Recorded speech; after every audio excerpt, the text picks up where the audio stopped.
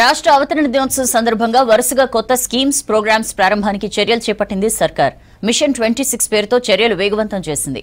సర్కార్ రాజీవ్ యువ వికాసం శాంక్షన్ లెటర్ల పంపిణీ మొదటి వారంలో ఇందిరమ్మ ఇండ్లకు ప్రారంభోత్సవం, రైతు భరోసా పెండింగ్ నిధుల చెల్లింపునకు నిర్ణయం తీసుకుంది.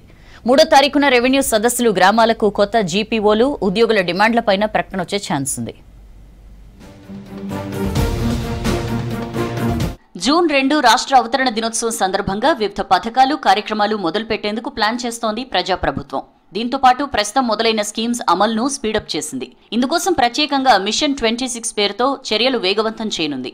రాజీవ్ యువ వికాసం, గ్రామ పాలనా అధికారులకు అపాయింట్మెంట్ ఆర్డర్లు, ఇందిరమ్మ ఇళ్ల ప్రారంభోత్సవం లాంటి కార్యక్రమాలు చేపట్టనుంది. దీంతో పాటు రైతు భరోసా పెండింగ్ నిధుల చెల్లింపుకు నిర్ణయం తీసుకుంది.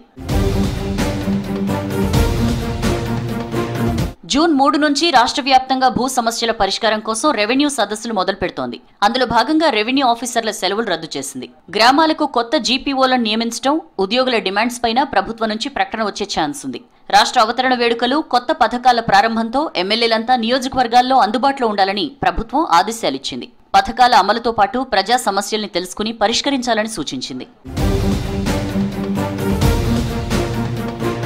రాష్ట్ర అవతరణ దినోత్సవం సందర్భంగా రాజీవ్ యువ వికాసాల్ని ప్రారంభించనుంది సర్కార్. 4 నెలల్లో 5 లక్షల మందికి ఈ పథకం అందజేయనుంది. వచ్చే నెల మొదటి వారంలో ఇందిరమ్మ ఇండ్లను పూర్తి స్థాయిలో ప్రారంభించాలని డిసైడ్ అయ్యారు. ఇప్పటికే పైలట్ ప్రాజెక్టు కింద ప్రారంభించిన వాటిని మొదలు పెట్టాలని చూస్తున్నారు. కొందరితో జూన్ మొదటి వారంలోనే గృహప్రవేశం చేయించనున్నారు. వానాకాలం పంట సీజన్ ప్రారంభం కావడంతో రైతు భరోసా పథకం కింద పెండింగ్ లో ఉన్న నిధులను రిలీజ్ చేయాలని చూస్తోంది సర్కార్. వాస్తవానికి మేలోనే పూర్తిగా చెల్లించాలని అనుకున్నప్పటికీ ఆర్థిక పరిస్థితులు అనుకూలించలేదని చెప్తున్నారు అధికారులు. దీంతో జూన్ మొదటి వారంలోనే పెట్టుబడి సాయం ప్రారంభించాలని ఇప్పటికే అధికారులకు సీఎం రేవంత్ రెడ్డి ఆదేశాలిచ్చారు. మరోవైపు గ్రామ స్థాయిలో పరిపాలనను మరింత బలోపేతం చేసేందుకు గ్రామ పంచాయతీ ఆఫీసర్ పోస్టులను భర్తీ చేస్తోంది సర్కార్. జూన్ 2న 3500 గ్రామ పంచాయతీ ఆఫీసర్లకు రీఅపాయింట్మెంట్ లెటర్స్ ఇచ్చి భర్తీ చేస్తోంది. అలాగే ప్రభుత్వ ఉద్యోగుల దీర్ఘకాలిక డిమాండ్స్ పైన కీలక ప్రకటన చేయనున్నట్లు సీఎంఓ వర్గాలు చెప్తున్నాయి.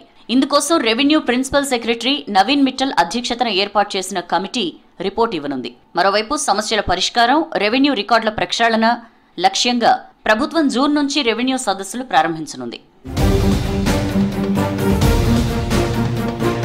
ఇప్పటికే పైలట్ మండలాల్లో నిర్వహిస్తున్న సదస్సులకు మంచి స్పందన వస్తోందని అంటున్నారు అధికారులు. కోర్టు వివాదాల్లో ఉన్న సాదా బైనామాలకు తప్ప మిగిలిన సమస్యల పరిష్కారానికి అధికారులు సన్నద్దమవుతున్నారు.